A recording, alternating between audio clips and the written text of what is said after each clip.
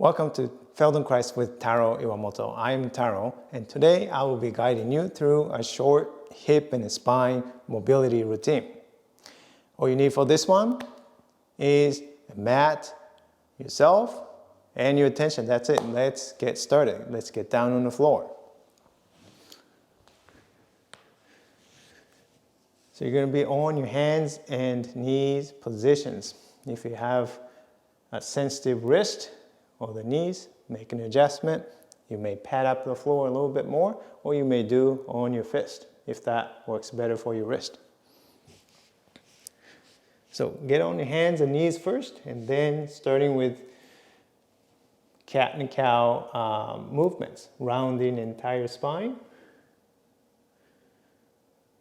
Breathe out and arching your entire spine. Breathe in.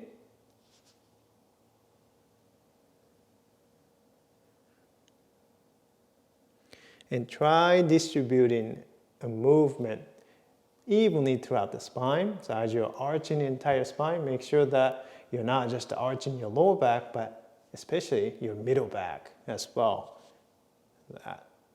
And then as you round in your spine, also entire spine, and distributing effort and movement evenly.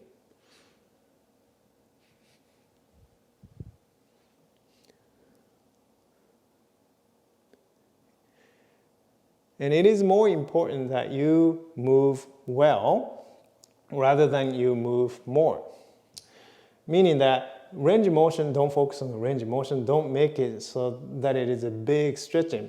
But it's more important that you can distribute the movement more evenly so that you don't strain your body.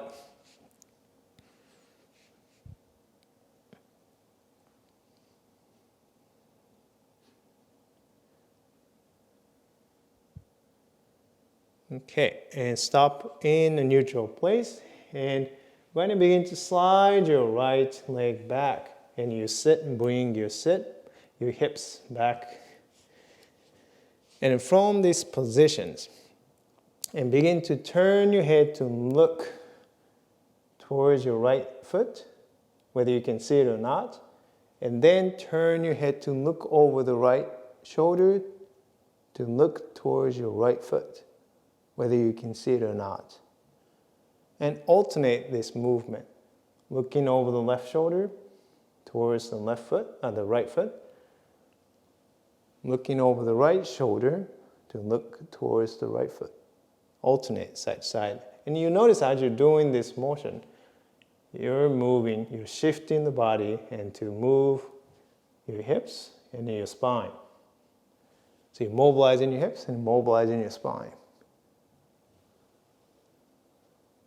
Not too fast.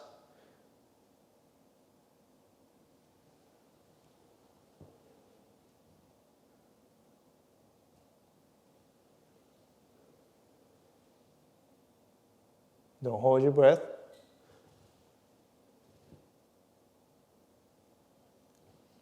Okay, let's switch legs. Now I'm going to slide my left leg back. Sit back. And depending on your flexibility of the hips and the spine, you may not slide the leg quite as far as I'm doing. Make an adjustment to your body, not trying to make your body adjust to me. It's a common mistake when people are participating in a group class and they're trying to make the body do more than that they can do. Same thing. Looking over the right shoulder towards the left foot this time. Looking over the left shoulder to look towards the left foot.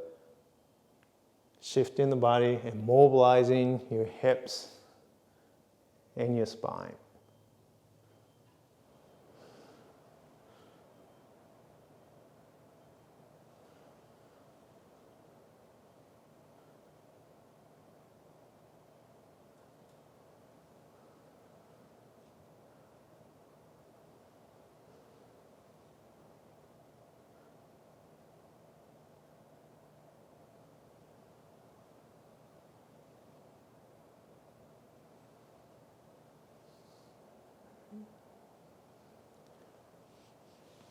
And let's take a rest.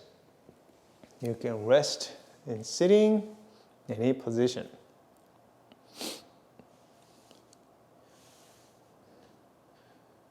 And if it works for you, you can do on the bed too, if that's better for your knees or the hands.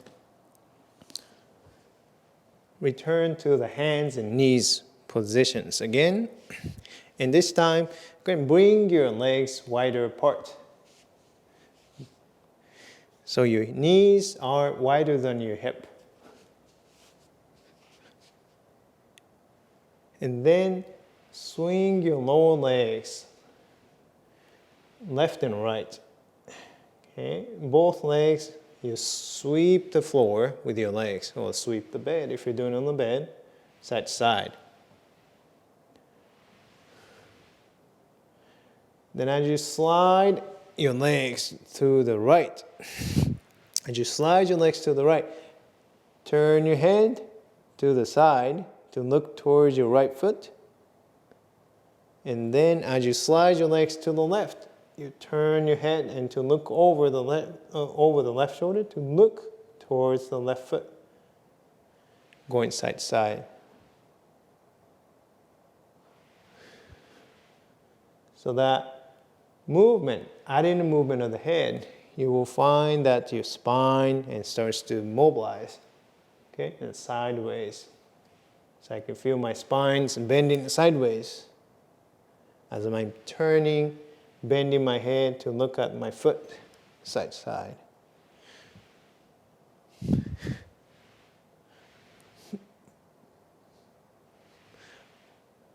And let's take a break.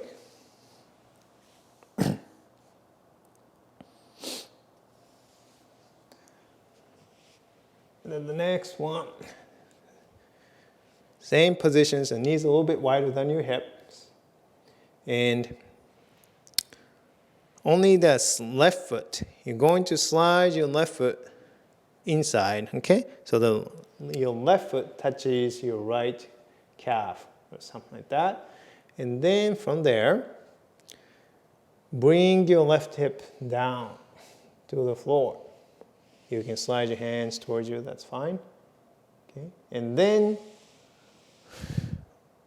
move your hips away from the floor, going back and forth. So if you have a tight hips, and you may not go all the way down, you may feel stop right between. Don't force it, just stop where it feels comfortable, not too painful, okay? Here and back. But for me, I have no problem going all the way back, down. So a few more times, and as you do this one, let's keep your spine and keep your pelvis more neutral so you can mobilize the hips more.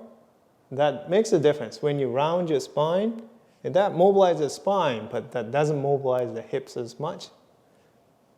So try keeping your pelvis and your spine in more neutral positions as you move your hips back.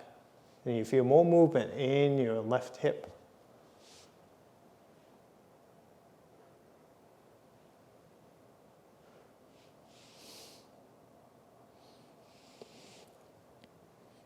And let's return to the hands and knees positions. And then switch legs. You're going to, let me see if I can show you. Right leg, slide your right leg towards your left calf. And then sit back, bring your right hips to the floor. You can move your hands towards you. And then away and back. With the pelvis, spine relatively neutral, so it's not rounded. So this will emphasize the movement of the hips more than your spine. But if you like mobilizing your spine, you can round your spine as you go back. And then coming forward. You do both variations, that's totally fine. So the stretching, mobilizing movement, it could be a little bit strenuous for the knees for some people. So if you have a sore knee, sensitive knees, you may skip this one. But if it works for you, or you may just make the movement a lot smaller and just make it work for you. And that's it. And I hope you enjoy this spine and hip mobility routine. If you want to improve your back pain, be sure to grab your free movement guide to pain-free back at the link below.